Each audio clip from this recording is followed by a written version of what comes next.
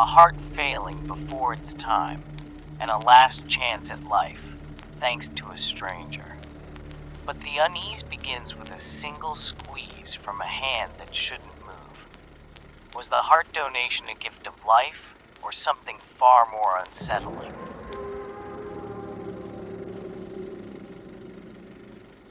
I've always had a weak heart.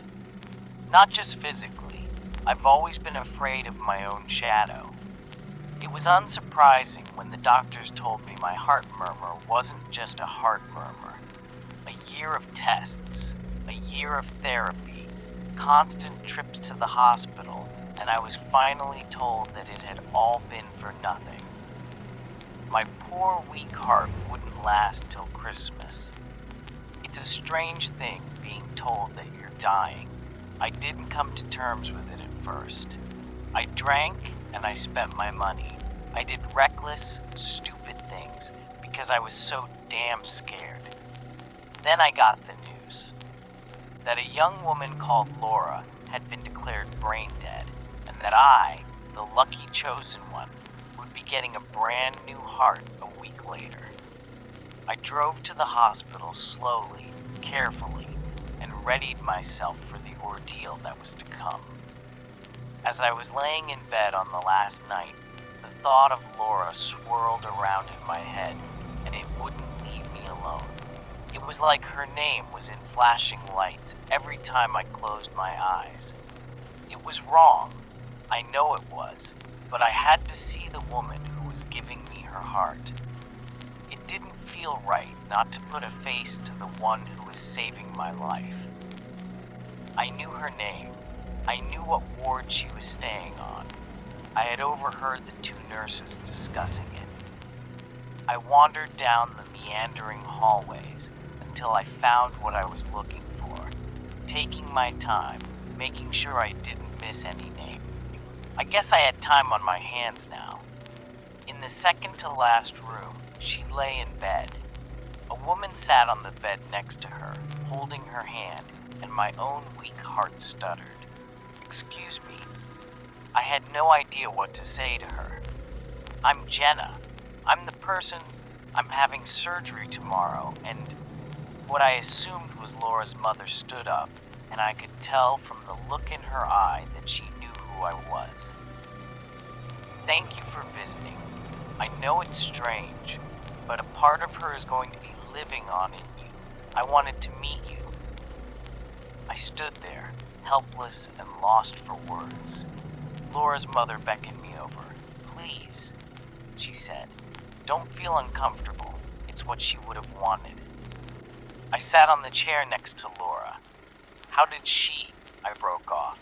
It was too awful to ask. Laura's mother gave me a thin smile. She was a care worker, looked after battered wives, abused women. Last month she met a guy and, well, I suppose years of training can't help you when you're in love. She ignored the warning signs, and he killed her. She dedicated her life to those who needed her. Laura's mother looked down. I don't know why I did it, but I reached over and held Laura's hand. I squeezed it. "I'm so sorry. I had a boyfriend once he was like that too. Someone like Laura convinced me to leave." Laura's mother gave me another half smile. I could see the tears in her eyes. Then Laura squeezed my hand, tightly. She gripped me so hard that her fingernails dug into my skin. I recoiled, a look of horror on my face. Laura's mother looked at me calmly. She squeezes my hand sometimes as well. I think the doctors called it muscle spasms.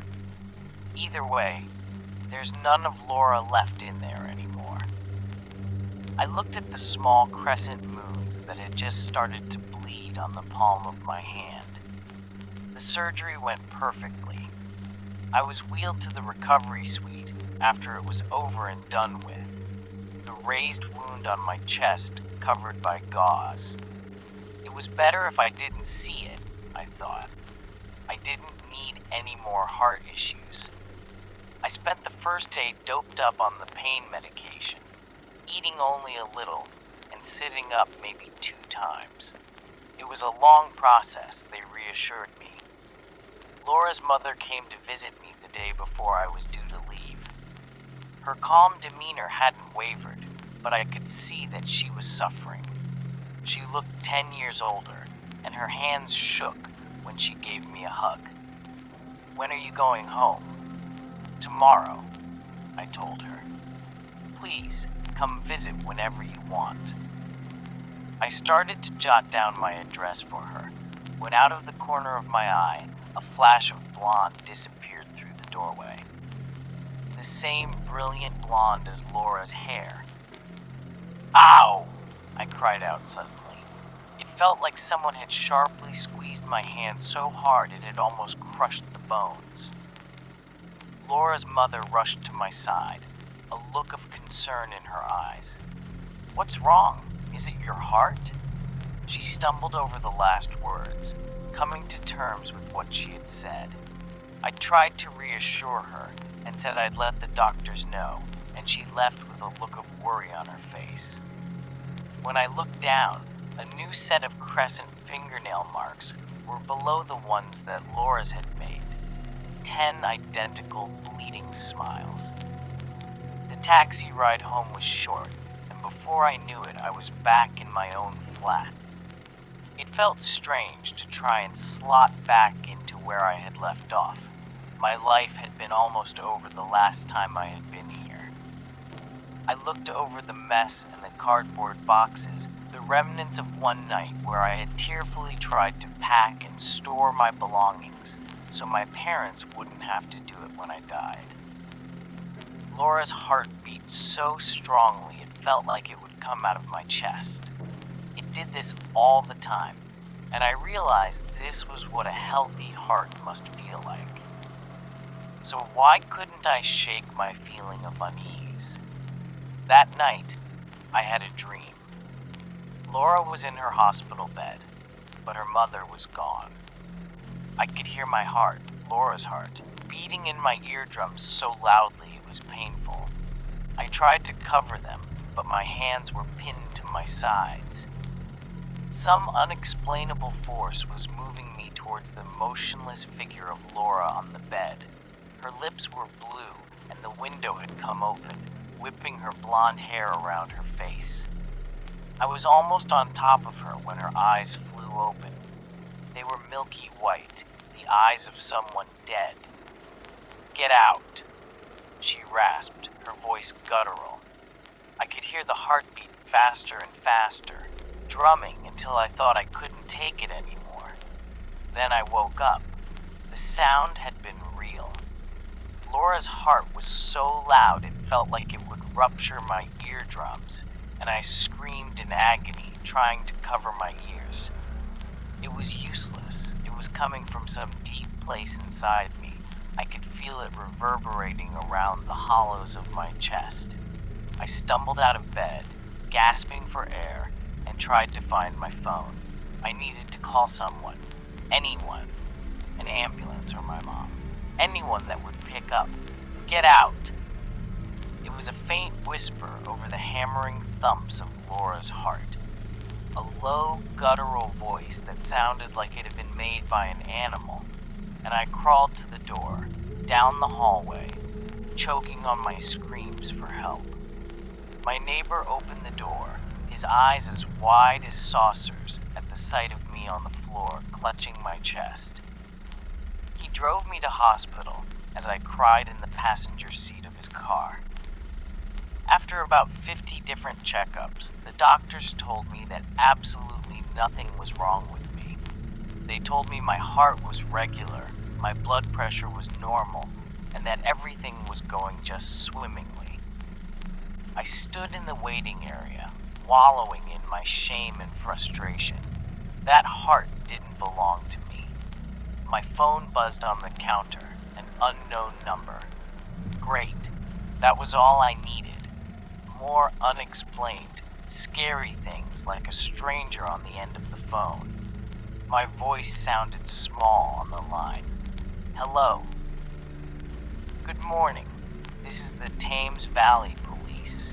We've called to report an incident that occurred in your flat at around 1:30 a.m. today. I felt a wave of embarrassment. I'm so sorry. I recently had surgery and I wasn't feeling well. I had to have my neighbor drive me to the hospital, and I think I panicked a little in the hallway before I left.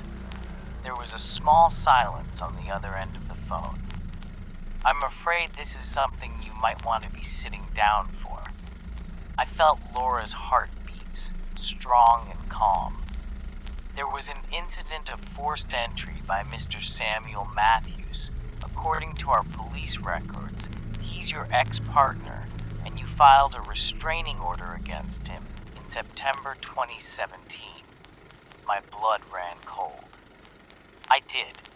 He's in police custody. We found an automatic weapon on him, and we believe he had the intent to harm you. We have an officer currently stationed at your flat who can fill you in depending on how long your hospital stay will be. I thanked him and hung up the phone. For a moment, I leant against the wall, the horror slowly spreading over me. If I had been in my flat 10 minutes later, he would have found me. Laura's heartbeats filled my ears again, but now they were gentle, calming. Her mother said she dedicated every part of her to helping those who needed it. I put both my hands on my chest, overwhelmed by my own gratitude, and listened to Laura.